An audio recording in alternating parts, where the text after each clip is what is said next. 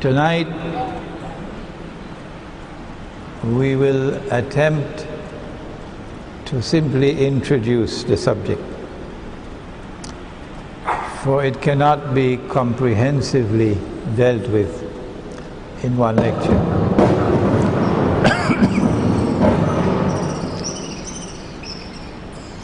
Tonight, inshallah, all that we will do is to introduce the basic subject, for we cannot deal with this subject comprehensively in one lecture. So if there are parts of the subject which are not mentioned, that's your homework. That's your homework. Indeed, there are parts of the subject which are beyond my expertise. For example, the military implications of the conquest of Constantinople. You need someone with expertise in military science. So we will be attempting to build the basic foundation of the subject. We hope and pray, inshallah, that Allah may make it possible for us to write an essay which will be more comprehensive than this lecture. And we want to begin by directing attention to something very strange and very mysterious, which occurred about 100 years ago, almost 100 years ago. When Mustafa Kemal and his, they call themselves the Young Turks, were able to seize control of the city of Constantinople from its previous Ottoman rulers, and then send the Sultan Khalifa packing. I believe he was sent to Switzerland. When the new administration took control of the country and of the city, they eventually proclaimed it the Republic of Turkey, the secular Republic of Turkey. But that's not all that they did. They decided, mysteriously so, to move the capital from Constantinople to a place called, at that time it was called Angora. Now it's known as Ankara. And not only did they shift the capital out of Constantinople, but they also changed the name of the city to one of the several other names. You know, New York is also known as the Big Apple.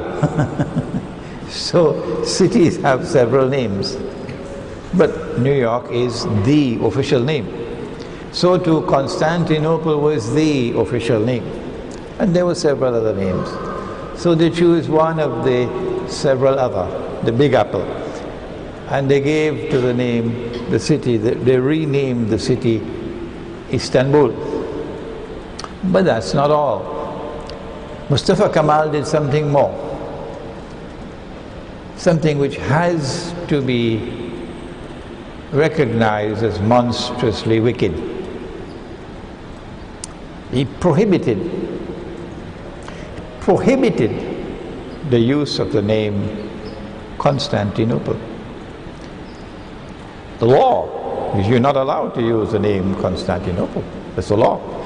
You violate the law, you pay the price for it. Why did he do that? My answer is that if you are a Muslim, then Nabi Muhammad alayhi salatu wasalam is your leader.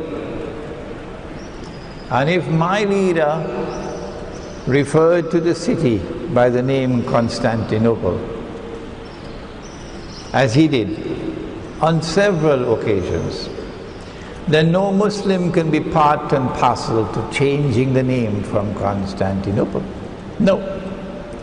It's an act of disrespect to the Prophet sallallahu ta'ala alayhi wa sallam. The enemies may change the name as much as they want, but we Muslims will stay with the name used by the Prophet sallallahu ta'ala alayhi wa sallam.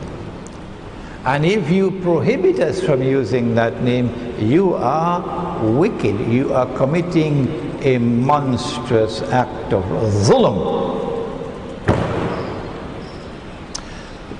That's how we start the lecture tonight.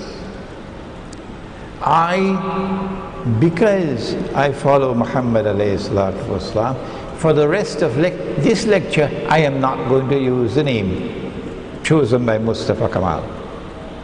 For the rest of this lecture, I'm going to use the name that Muhammad alayhi salatu wasalam used when he said, لَتَفْتَحَنَّ الْقُنْسْتَنْتِنِيَّةِ.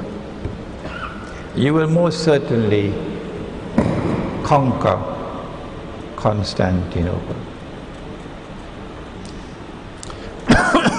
Why did they change the name? I would like to suggest to you that the answer to that question is located in Akhirulzaman. That when you study Akhirulzaman or Islamic eschatology, you will quickly realize that the conquest of Constantinople, prophesied by Nabi Muhammad alayhi salatu wasalam, has not as yet taken place. And we will prove that tonight, inshallah. That conquest of Constantinople is still to come. But it was part and parcel of the strategy of those who took over from the Ottoman Empire to conceal what is to come, to throw dust in our eyes so that we would forget the subject. We would be lazy in our study of the subject, and we would uncritically assume, in ignorance assume, as so many scholars of Islam have assumed, and it's there in black and white on the internet, they can't erase it now, that they concluded that the conquest of Constantinople by the Ottomans in 1453 fulfilled the prophecy. That's the mountain of a mistake which they made, and they will live to regret that mistake. And so they changed the name of the city in order to obscure the subject. They prohibited the use of the name Constantinople in order to obscure the subject, that we would forget about it. But when the conquest of Constantinople does take place, and from tonight we hope that the subject is going to come back to center stage in the attention of the world, because we now have the internet, we have YouTube to reach all over the world. That when even non-Muslims learn that the Prophet of Islam has prophesied that that city of Constantinople is going to be conquered in the future, and as events move in that direction, the implication would be that Muhammad sallallahu ta'ala alayhi wasallam will be returning to center stage in the world, because no one else, not a single voice in the whole world, the history of the world, none have ever said that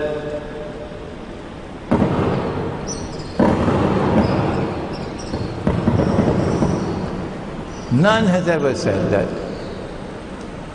Muslims are going to conquer Constantinople in Akhirulzaman. This is going to cause NATO to have difficulty in digesting their food. This is going to cause Washington and London and Jerusalem and the so-called Islamic government in Turkey to have difficulty in digesting their food, because Muhammad alayhi salatu wasalam is now returning to center stage in the world after they have spent all this time and effort waging war on Islam, demonizing Muslims, demonizing Muhammad alayhi salatu wasalam. All of that is now going to be pushed aside as Muhammad alayhi salatu wasalam returns to center stage and the Turkish government is exposed. What is the methodology that we will adopt in dealing with this subject of the conquest of Constantinople in Akhirulzaman? There are some verses of the Quran which are plain and clear. They're called muhkamat. But Allah also sent other verses of the Quran which are not plain and clear and which have to be interpreted. And these are called the mutashabihat. So too with a hadith. Sometimes a hadith is plain and clear, muhkam. A city is going to be conquered and the name of the city is given, Constantinople. But sometimes the hadith is not plain and clear. For example, that a Khalifa would die and there would be disagreement concerning succession. Everybody of course already know what that applies to. A Khalifa would die and there will be disagreement concerning succession. And while those disagreements are being played out, a man will emerge out of Medina and hurry to Mecca. And in Mecca he'll be proclaimed as Imam al-Mahdi. Who is that Khalifa? There is room for interpretation here. Hizb ut-Tahrir came to a conclusion which I fear they're going to regret eventually, not long from now, that because a Khalifa is going to die, the implication is that Khilafah will be restored before Imam al-Mahdi, because the word Khalifa is used. And so Hizb ut-Tahrir has built the foundation of the struggle on this, that it is possible for Khilafah to be restored before the advent of Imam al-Mahdi. And our view is no, the word Khalifa here does not stand for the restoration of Khilafah. It refers to any ruler. And in this particular case, we've said for many years now, he's going to be a Saudi king. A Saudi king is going to die. And then you're going to see all the infighting amongst all the princes, which has already started. So you have ahadith which are plain and clear, and others which are not so, and subject to interpretation. But of course, when you interpret, you must always say, Allah knows best. This is not the case with Constantinople. There are several ahadith in which Nabi Muhammad alayhi salatu wasalam refers to the city by name when declaring that it will be conquered. Our methodology is to stay with those ahadith in which the city is mentioned by name, or the city can easily be identified as Constantinople. There is no room for different interpretations. And now listen carefully, particularly those who are going to be listening to this lecture on the internet. If there are ahadith which refer to a city, but it is plain as daylight that it is not clear, it is subject to interpretation, and some people assume that that city is Constantinople, while others say no, it's a city in Syria, etc. Then we ask the question, where is the sunnah of literary consistency? Why should Nabi Muhammad alayhi salatu wasalam on the same subject be plain and clear in identifying the city, and yet in other so-called alleged ahadith, in other ahadith, it is alleged that he's referring to Constantinople? We say no. Proper methodology is that you stay with the ahadith which plainly identifies the city as Constantinople in order to maintain the sunnah of literary consistency. And so my methodology is to stay only with these ahadith. When we do that, it will be possible for us, inshallah, before the azan, to demonstrate that the conquest of Constantinople, the prophecy, will be fulfilled in Akhirulzaman.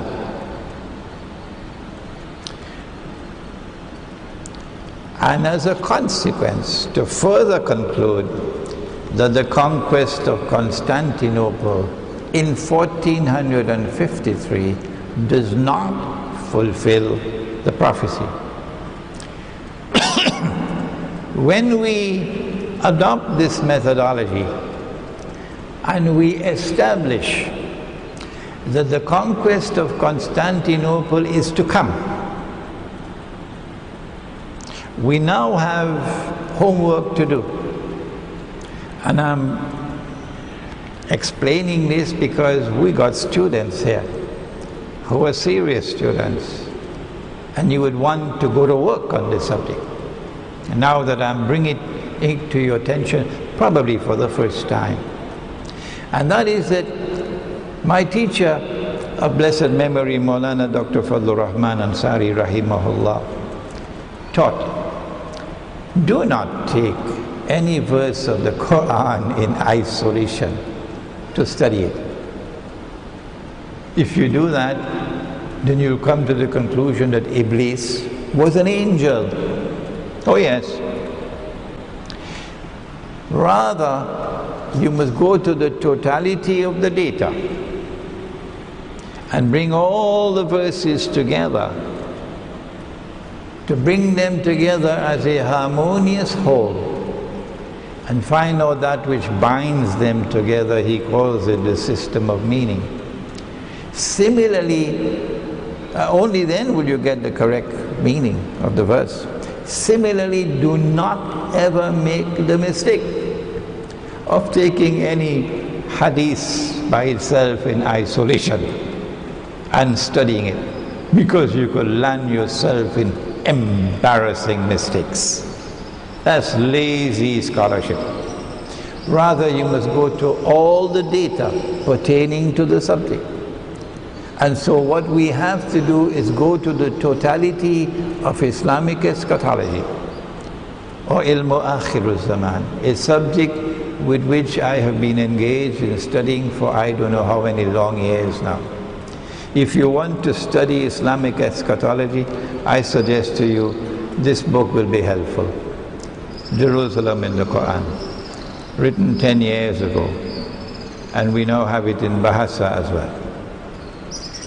When you have studied Islamic eschatology, you are comfortable with that subject, or ilmu Akhirulzaman, only then are you going to take up the ahadith on the conquest of Constantinople. Not before. Because then you'll be able to see the linkages that this has to the bigger picture.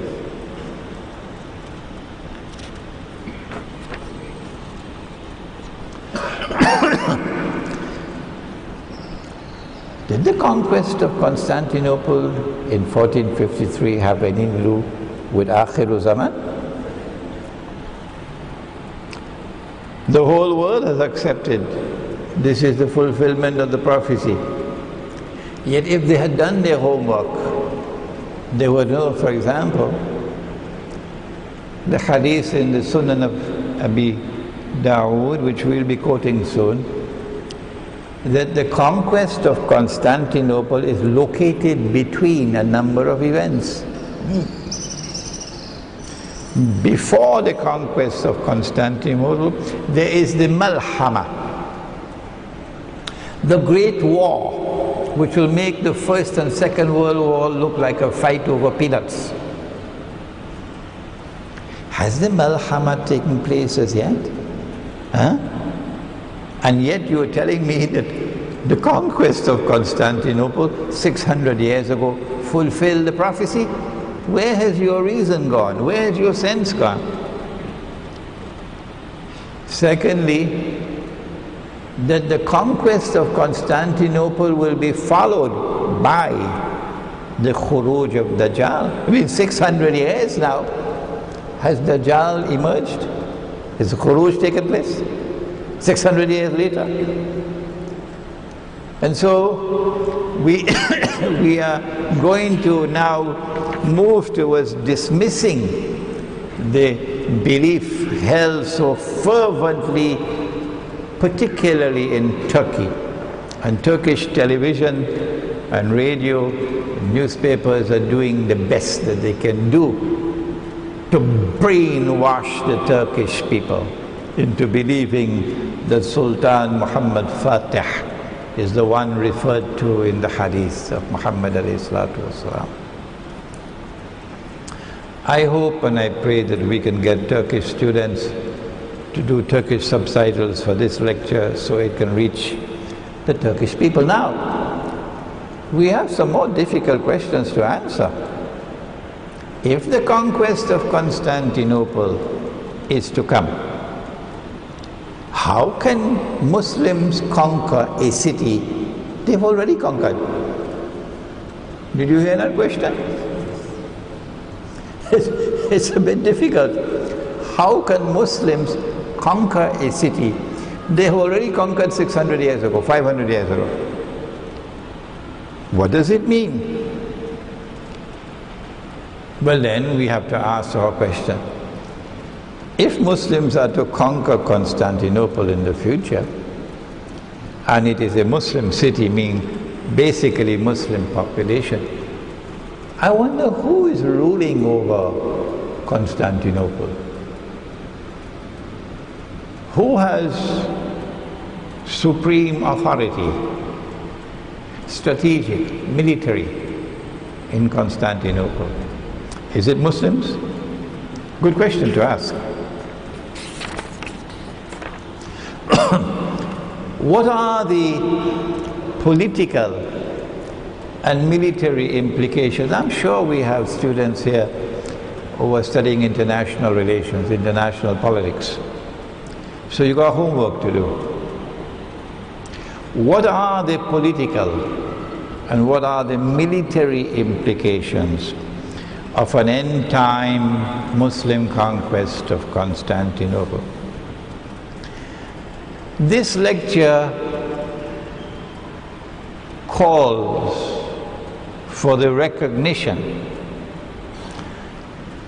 that if Islamic eschatology is able to answer these questions, and no one else, not Christian eschatology, not Jewish eschatology, not political science departments of universities. Only Islamic eschatology can explain this subject and answer these questions. Then it is a dramatic demonstration of the supreme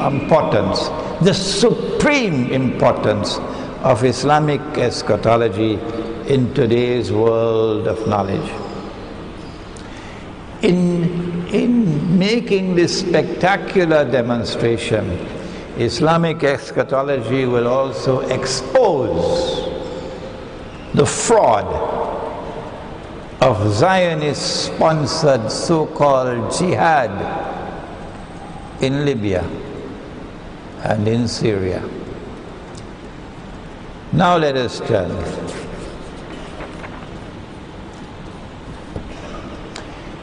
to another part of the subject.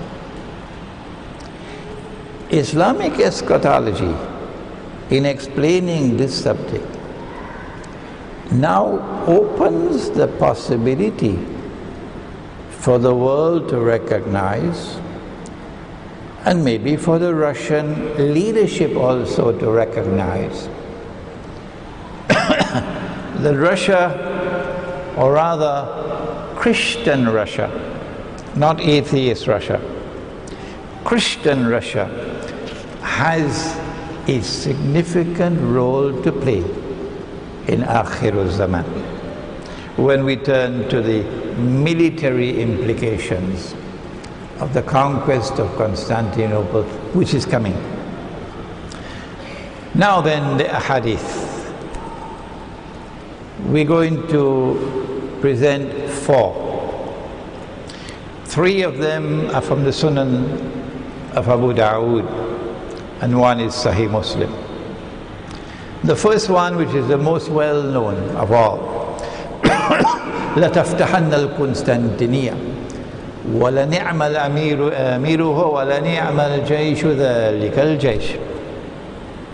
You will most certainly conquer Constantinople. Who is you? You meaning Muslims. You.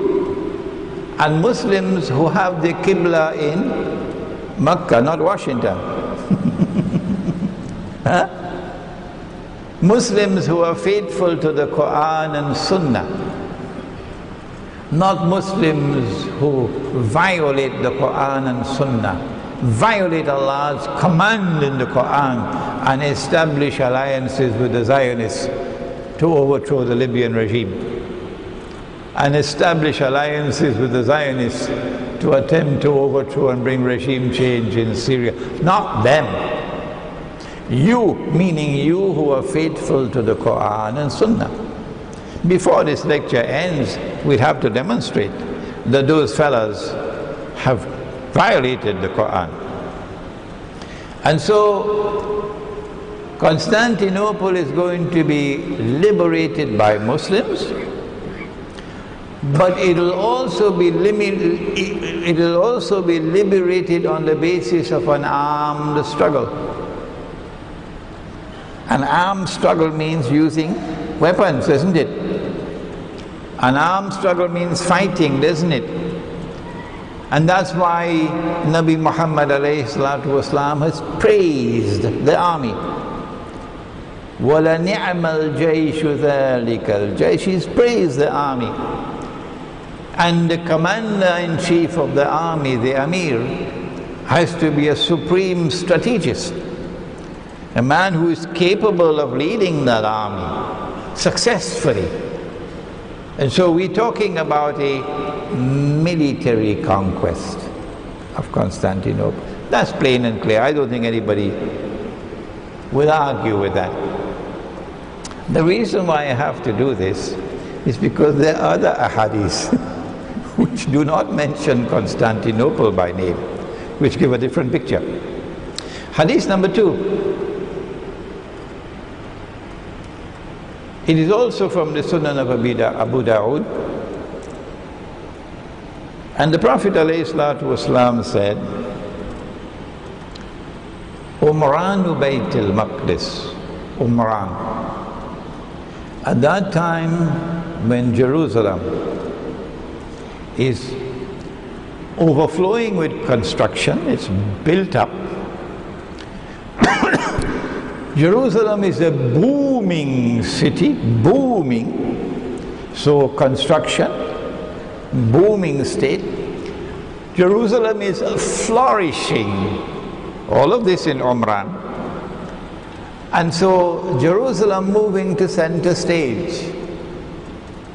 At that time, when this happens, and this is now happening, this is now happening. It wasn't happening 600 years ago, was it? You're very quiet, aren't you? Umranu Baytul Maqdis, Kharabu Yathrib. Umranu Baytul Maqdis, Kharabu Yathrib. At that time when Jerusalem is flourishing, booming, center stage, construction everywhere. At that time, Yathrib or Medina will be in a forlorn state of desolation. Kharab, forlorn state of desolation, meaning playing absolutely no role, either in Islamic affairs or in world affairs. A forgotten city. At that time, when Yathrib is in a state of forlorn desolation, Khurujul Malhama, at that time, the great war will take place, the Malhama. That great war has been described in several ahadith as a terrible, terrible, terrible war. In fact, a series of wars which will culminate with the biggest war of all.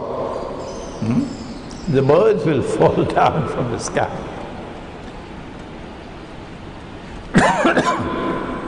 That Malhama has not as yet taken place.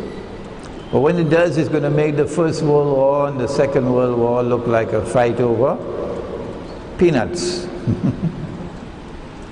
And then the hadith goes on to say, and this is going to be explained in greater detail in the fourth hadith is coming.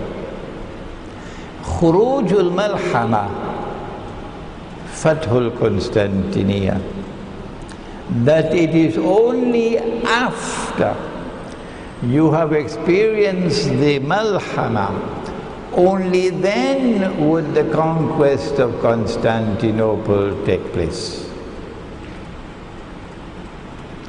And then the hadith ends that the Fathul Constantinia, Khurujul Dajjal, that when Constantinople is conquered, that will be followed by the Khuruj of Dajjal.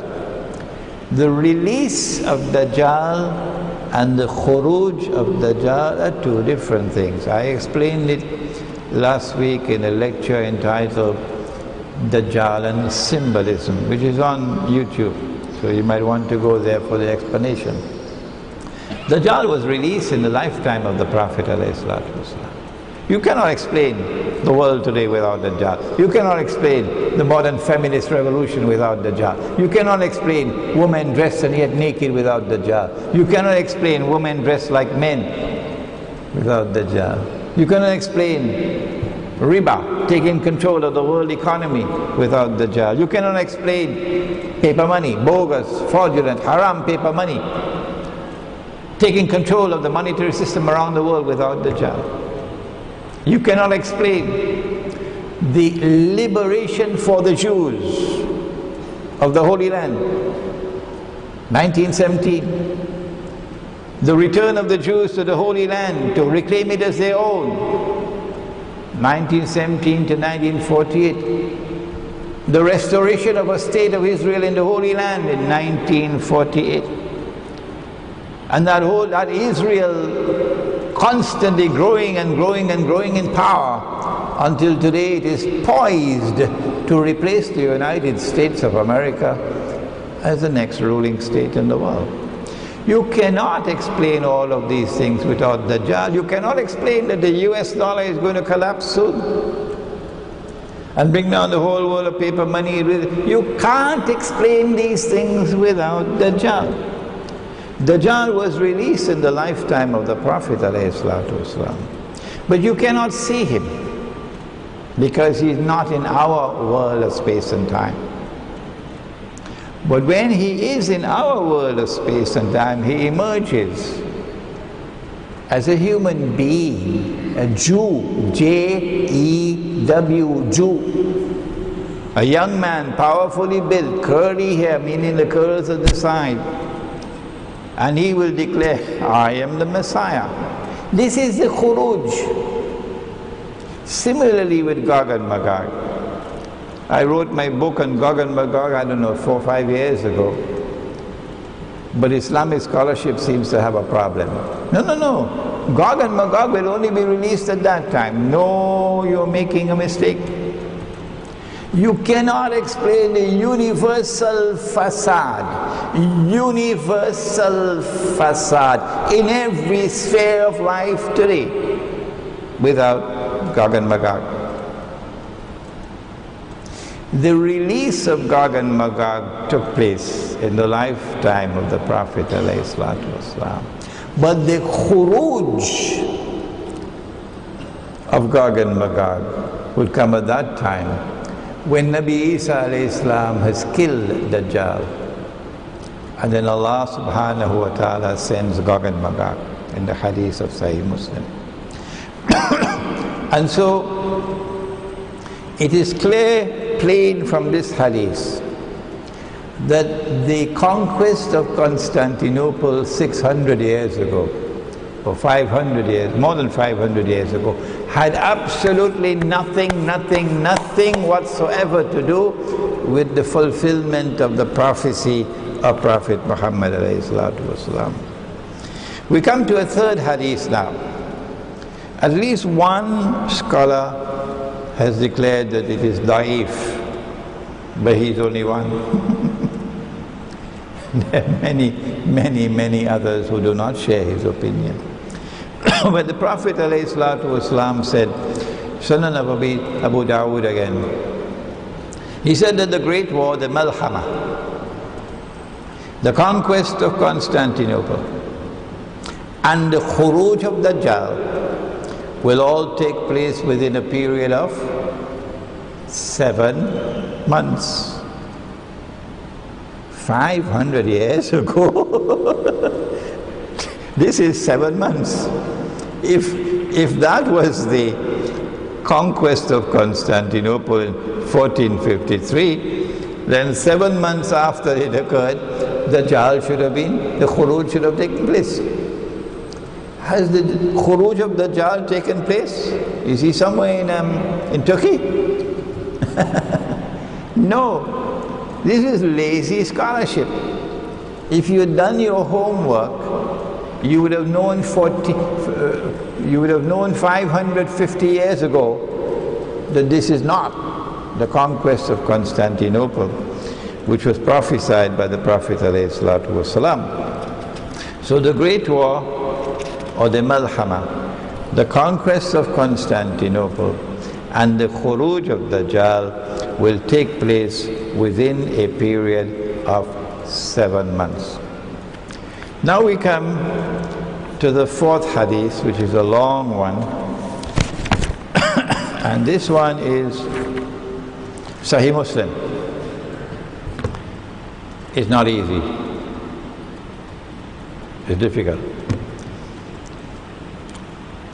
It is narrated by Abu Hurairah radiyallahu ta'ala anhu, who says that the Messenger of Allah sallallahu ta'ala alayhi wasallam said that the s.a.w, or the hour, will not arise until Rome has landed, come down, in Al-A'maq wa Ad-Dabiq, 2 places. And then an army from Medina will come out to them, and it will be from the best people of the earth in that age. And when they line up against each other, Rome will say to the Muslims, do not stand between us and those of you who have captured some of our women in war. So the army of Rome will comprise women as well. We want to fight against them. The Muslims will say, no, by Allah, we will not give you free access to our brothers. Then they will fight them, and 1/3 of the Muslim army will flee, and Allah will never accept their tawbah. And 1/3 will be killed, and they will be the best shuhada in the sight of Allah. And the remaining 1/3 will be victorious, and they will conquer Rome. And they will never again be subjected to any kind of fitna. And then they will conquer Constantinople. So this is the malhama which comes before the conquest of Constantinople. And while they're dividing the booties of war, having hung their swords on olive trees, Shaitan will scream to them, Al-Masih al-Dajjal has taken over your place. That is Al-Masih al-Dajjal, but Shaitan will say Al-Masih has taken over your place in your families you left behind. And so they will leave, although the news is false. But when they reach Syria, Dajjal does come out. Then while they are preparing for battle, lining up in rows, Salat is called, and then Nabi Isa alayhi salam comes down and leads the prayer. When the enemy of Allah sees him, that is Dajjal, he starts dissolving like salt dissolves in water. And if you leave him, he'd continue to dissolve until he dies. But Allah kills him through Nabi Isa alayhi salam, who then shows the blood on his spear. This is Sahih Muslim. And so now we have 4 ahadith.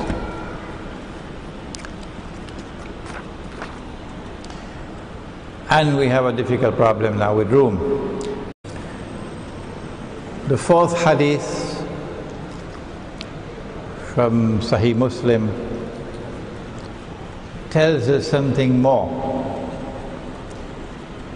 That before Constantinople can be conquered, a Muslim army emerging from the south, Medina is south, would have to first defeat Rome in order to be able to go on to conquer Constantinople. And that the army of Rome would be an army in which women also serve. We're getting interesting now. Who is Rome?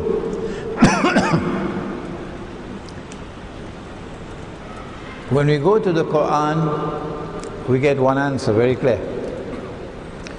Rome is the Byzantine, Eastern Christian Empire, which used to have its headquarters in Constantinople. And after Constantinople was conquered by the Ottomans, the capital of Rome went to Russia, Moscow. But in the same way that in the Quran, when you turn to the subject of riba, the Quran gives you one form of riba, and that is a loan on interest. That's in the Quran, Surah Al-Baqarah. But when you leave the Quran and you go to the Hadith, the subject expands and you find another form of riba in the Hadith mentioned by name. And that is a transaction based on deception which yields a gain, a profit, an advantage to which one is not justly entitled. That's the elegant way for describing what the Americans call a rip-off. So, in the same way, when the Quran describes and identifies Rome with Eastern Christianity, that does not mean that it has exhausted the subject. And when you go to the hadith, it is possible that the subject can expand. When we go to history, we find that Rome began as a pagan Rome, which worshipped the Greek gods, goddesses. The pagan Roman Empire, which had its capital in the Italian city of Rome. That is the beginning of Rome. And that Rome eventually was taken by the Emperor Constantine, who became a Christian, to the Bosphorus, where he established the city of Constantinople, and that became Rome. At the time when the Quran was revealed, Rome was in Constantinople. But prior to the revelation of the Quran, Rome was in Italy. And after the conquest of Constantinople in 1453, Rome moved to Moscow. So there are two Romes. One is Christianity of the East, and the other is pagan Rome, which eventually became Christianity of the West, the Roman Catholic Church, the Protestant Church. Which of these two fit the bill?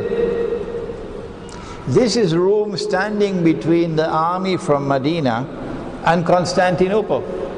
You have studied geography, haven't you? Huh? And it is only after defeating this Rome that you can reach Constantinople. And this is a Rome which has women serving in the armed forces. I would like to suggest to you that Moscow is not going to stand between Medina and Constantinople. A Russian army is not going to stand between Medina and Constantinople to protect Constantinople, because Moscow has never had any alliance. The Russians have never had any alliance with Constantinople to protect it. Well, then who are those who have an alliance with Constantinople and will stand in the way to protect Constantinople?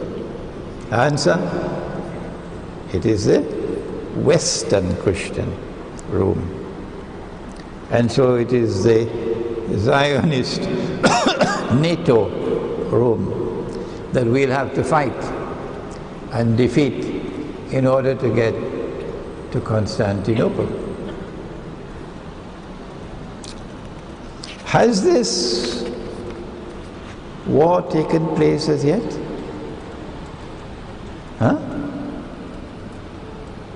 If it is not taken place as yet, well then how come you're still saying that the conquest of Constantinople in 1453, 500 and something years ago, by Sultan Muhammad Al-Fateh, has fulfilled the prophecy of Nabi Muhammad alayhi salatu wasalam?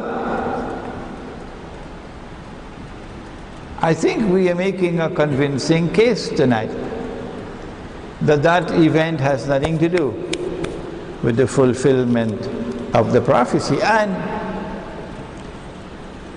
after the conquest of Constantinople, remember the next event is the Khuruj of Dajjal.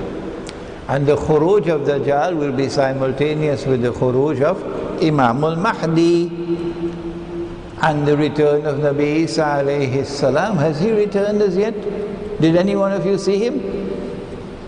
Has the Imam al-Mahdi come as yet? I know we have a claimant in Turkey, wrote a lot of books. No. And so let us put to rest now. Let us put it to rest, and please send a message to the Turkish Muslim people that they may be educated on the subject. That the prophecy of Nabi Muhammad alayhi salatu wasalam concerning the conquest of Constantinople in Akhirulzaman has not as yet taken place. The Turkish government will now have a problem. How can Muslims conquer a city that they have already conquered? Because the Ottomans were Muslims. Huh? And Constantinople up to this day is a majority Muslim city.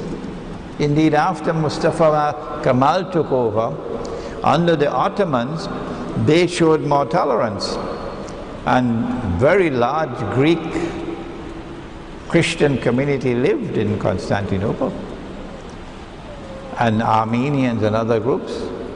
But after the secular Turkish Republic was established, many of them had to leave. Many of them had to leave.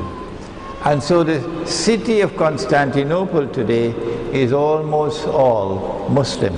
How can Muslims conquer a city which is already Muslim? The answer is not who are those who live in the city, but who are those who control power in the city. Turkey is a member, and comfortably so, of the North Atlantic Treaty Organization, NATO. And NATO is the military arm of the Zionists. NATO wages wars on behalf of the Zionist state of Israel. Are we allowed to make an alliance with NATO? For this we have to go to Surah Al-Ma'idah. I'm sorry, you may have heard me on this several times in the past. Please be patient and hear me one more time. Don't take a verse of the Quran in isolation. Don't take a part of an ayah in isolation. No, go to the totality. Surah Al-Ma'idah, verse number 51, and Allah subhanahu wa ta'ala says, do not, O you who have faith in Allah, do not take the Jews and do not take the Christians as your friends and allies. لا تتخذوا اليهود والنصارى أولياء. And we ask the question, pertinently, is Allah speaking about all Jews and all Christians? Or is He speaking about some Jews and some Christians? When you go to the totality of the Quran, the answer becomes very clear that He could not possibly be speaking about all Jews and all Christians. No, many verses of the Quran.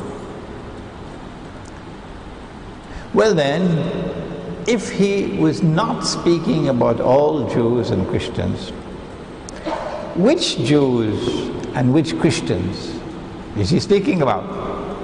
When He says, do not take the Jews and do not take the Christians as your friends and allies, your awliya. The answer is there in the words which follow. It is because of bad methodology that we never saw the answer. Proper methodology and you would have seen the answer. The words which follow are ba'duhum awliya'u ba'd,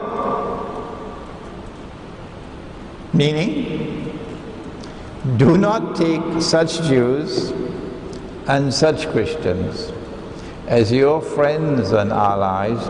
Ba'duhum awliya'u ba'd, who themselves are friends and allies of each other.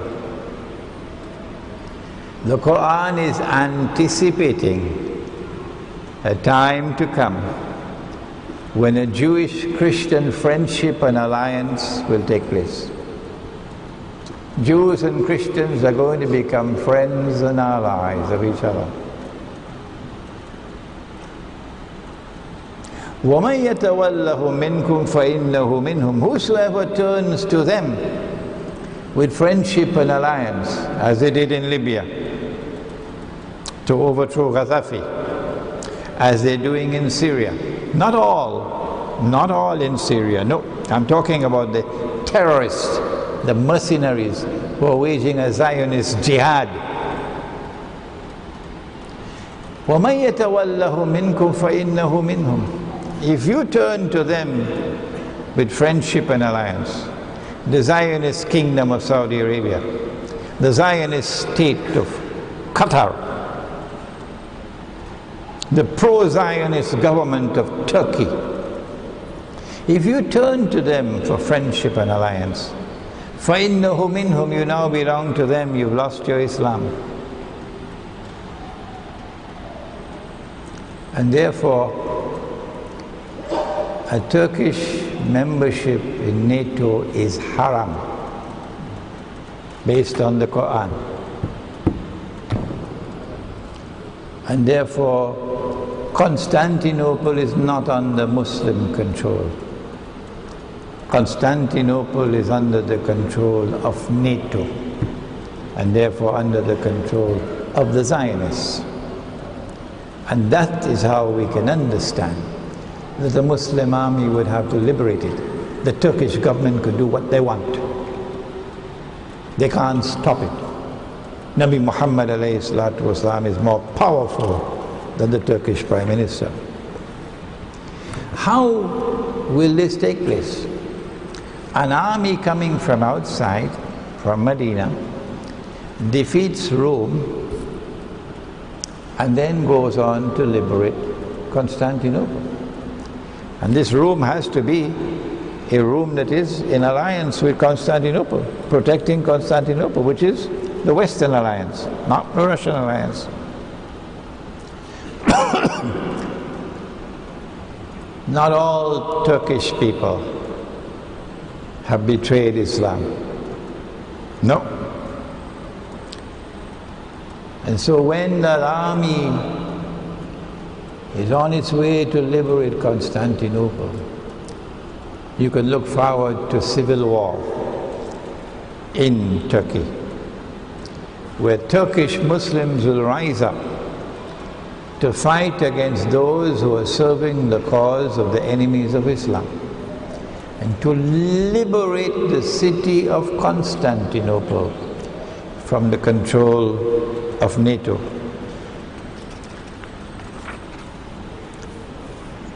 What are this kind of political and military analysis? I'm only touching on it because I'm not a military analyst. There are others who are going to have to take up this, who have more knowledge of politics and of military and strategic affairs than I have. But I'm certainly opening up the subject for you. What are the political implications of the conquest of Constantinople? When Sultan Muhammad Al-Fateh conquered Constantinople, the first thing that he did when he entered the city was to take the greatest cathedral ever built in Christendom, Hagia Sophia, which is the heart of Byzantine Christianity. It was in existence for more than 1,000 years as the premier cathedral in the Christian world. And Sultan Muhammad Al-Fateh, in an act which I have regretfully to describe as shameful and monstrously sinful and stupid, I I regret having to use this language, but somebody has to do it. Somebody has to do it. He brought shame and disgrace on the world of Islam when he took that Christian cathedral, a functioning cathedral, not an abandoned building, and transformed it into a masjid. You may differ with me, but one day we'll meet. One day we'll meet He who knows all things and explains all things. No, it is not permissible for us to do such a thing. No. Particularly when Nabi Muhammad ﷺ had said that in Akhirulzaman we are going to make an alliance with Rome. Which Rome? It can't be the Rome that we're going to be fighting to get to Constantinople. It can't be the Rome which has women serving in the armed forces. The only other Rome is the one in Moscow, the Eastern Christian. You are going to make an alliance with Rome. And this is Rome's greatest cathedral. If you had any sense in your head, you would never have done such a stupid thing. Monstrously wicked. This is their cathedral, not ours. And so on that day when our Muslim army conquers Constantinople, the first thing I hope that Al-Amir will do, because the Prophet said, وَنَنِعْمَ الْأَمِيرُ آمِرُهَا, is to return that cathedral to the Christian and extend an apology on behalf of the Ummah of Muhammad alayhi salatu wasalam. I hope these words of mine will reach to Moscow. Who are the people who are going to be able to fight in that army?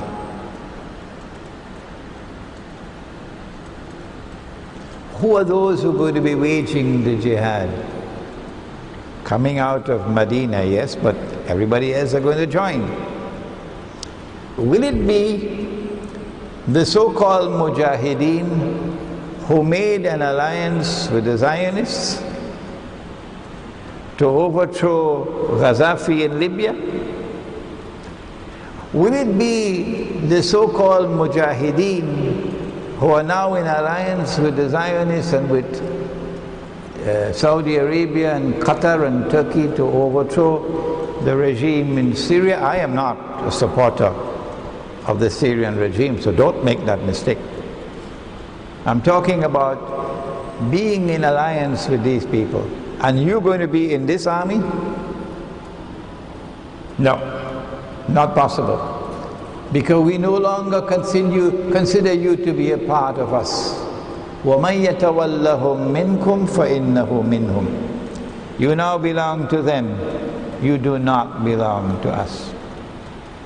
So this army is not going to comprise of people who are allies of the Zionist West. Now before we end, we want to turn to the military implications, and this is where I have to admit that I am still inadequate to deal with the subject comprehensively, but we need the screen now.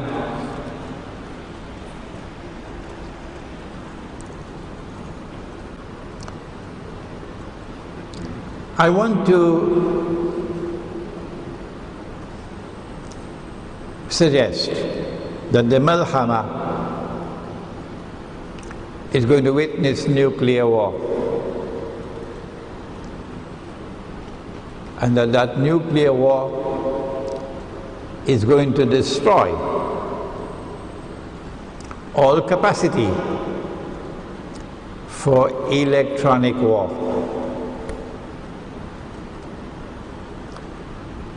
I'm only suggesting it because I don't have that sophisticated expertise in nuclear physics and in nuclear warfare to be able to prove this statement. But that nuclear warfare in the Malhama is going to have a destructive impact on all electronic appliances. And so aircraft which are dependent upon electronics, aircraft won't be able to function again after the Malhama. And so aerial warfare will now be largely eliminated. What remains of the two combatants, the Russian-led alliance and the Anglo-American-led alliance, what remains of them after the Malhama? If war is to continue, it'll have to be on the land and the sea. And if it is to continue on the land and the sea, then what is the importance of Constantinople? If you look to the north of Constantinople, you see the Black Sea, and south of Constantinople is the Mediterranean Sea. And if the Russian Navy is to be engaged in any war against Israel, the Russian Navy will have to pass through the Black Sea and then through the Bosphorus to get to the Mediterranean Sea. Allah subhanahu wa ta'ala, who has knowledge of all things and all that is to come, so He knows all of Akhirulzaman. Allah subhanahu wa ta'ala created this waterway between the Black Sea and the Mediterranean Sea, a strip of water called the Bosphorus. And whoever controls Constantinople controls the Bosphorus. And whoever controls Constantinople and controls the Bosphorus have their hands around the neck of the Russian Navy. And this is why the Anglo-American Zionist alliance always wanted to have a friendly regime in Constantinople. And the Ottomans were precisely that friendly regime.